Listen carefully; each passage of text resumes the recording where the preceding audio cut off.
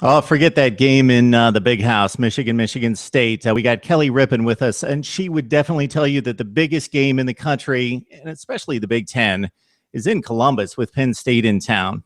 Kelly Rippin of I would Fox say 17 joining us.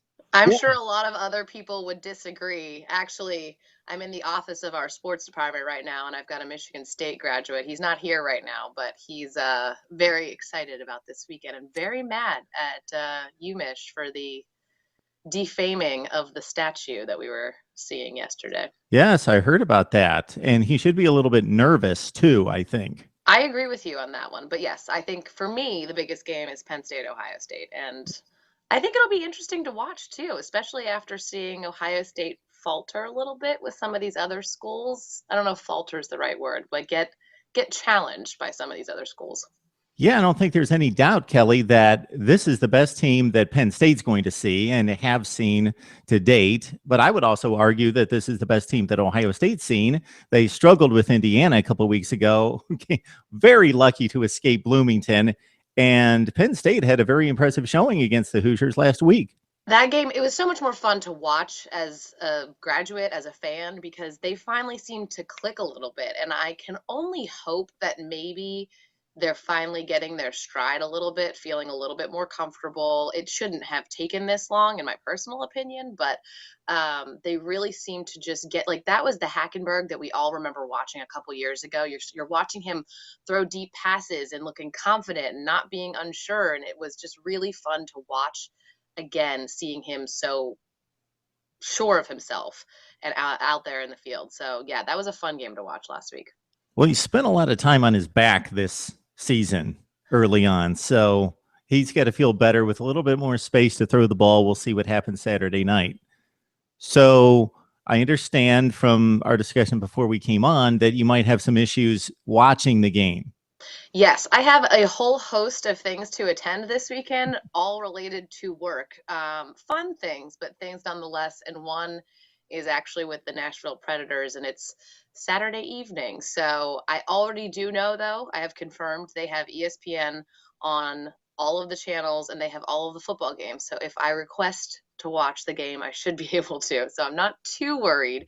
Um, but we'll see. Yeah, I'm a little anxious. So sometimes for these bigger games, I like to have something else going on so that I can do my little like walk away, calm down, come back, and hopefully things have settled down a little bit. Yes, when you become an adult, then we all find out at some point in our life that we have other obligations that get in the way. But it's nice to see that as a true fan that you're looking for opportunities. Oh, there's a bar here. It's great, actually. I mean, obviously, there's a bar here. It's Nashville, but there's a bar here called Dan McGinnis's, and they host the Penn State alumni group every Saturday. They have a blow up Nittany Lion. They have a DJ playing the fight songs. They have it. There was a pretty solid crew of people there. So I found that a couple weeks ago, and I've been going there every Saturday, and it is so much fun. And Tim Shaw, actually, who went to Penn State and played for the Titans a little bit, battling ALS. He was at the game or at the game watch rather. So it's a fun group of people that gathers there. I have an interesting opportunity at my work where when I walk down the hall that goes and leads into the cafeteria, and people that obviously work where I work would know this, that you have the opportunity to punch up the fight song of your favorite school, and it plays, including Penn State. I love that. If that's it's ESPN, so we have I those kind of things I around. think I think every office building should have that. That would at least get people pumped up for the day, like ready to go. Yeah, it's kind of cool. It's kind of cool.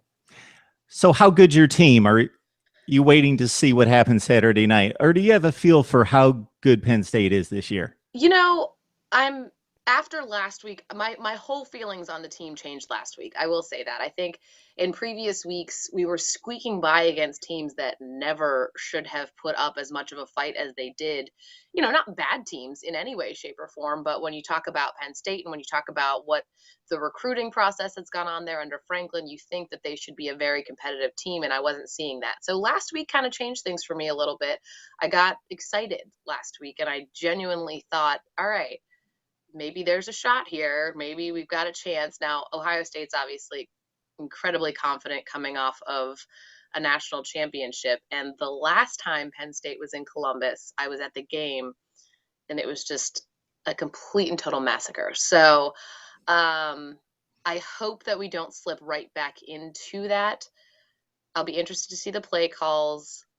I'm still very curious about James Franklin. I've talked to a lot of people here about it. I continue to kind of grill people about it because of his Vandy connection, and people keep telling me after a couple of years it'll make sense for him. We'll see if that's true or not. They think he can really put this team together and be very competitive as a coach in the Big Ten. I'm not confident yet saying that I think that's going to happen. We'll see. He's definitely hit the recruiting trail and done well. From what I hear, recruiting wise, he is just he sells it. He sells what he's got, and he sells his program, which is amazing. But if you can't put it all together, then we'll see. I don't know. Maybe some of the secondary coaches will have to change there. Yeah, he's like a new school salesman. He's not like an old school guy. He's kind of like a swag salesman. He's pretty hip. He can connect with the kids. Did you see what he happened to do this week? I was just going to bring that up. The Michael Keegan. Yes. That was funny. Was hysterical. And I saw a bunch of people commenting on it because I saw it all over the place. And someone said, they are a Joe Pa fan. They're a Joe Pa dedicated forever. But it was really nice to see Bill O'Brien and James Franklin able to connect with the students unlike Paterno could anymore. Because, let's face it, the man was incredibly old. He was very old school.